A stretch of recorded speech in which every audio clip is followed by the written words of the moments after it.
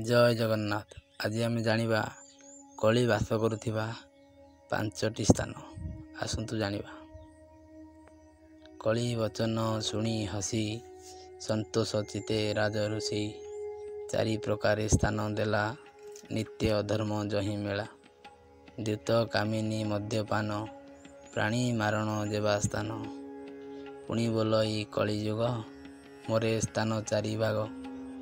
ଜହିଁ ମୁଁ ଥିବି ନିରନ୍ତରେ ପଞ୍ଚମ ସ୍ଥାନ ଦିଅ ମୋରେ।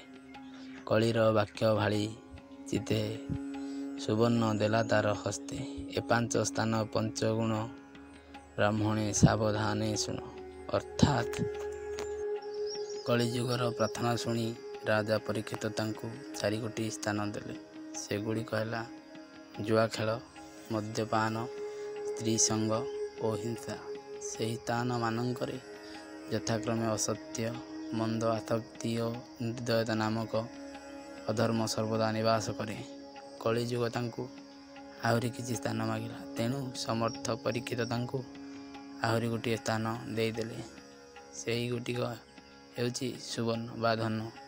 ଏପରି ଭାବରେ କଳିଯୁଗକୁ ମିଥ୍ୟା, ମଦ, କାମ, ବୈରତା ଏବଂ ରଜୋଗୁଣରେ ରହିବାକୁ 5ଟି ସ୍ଥାନ ମିଳିଗଲା।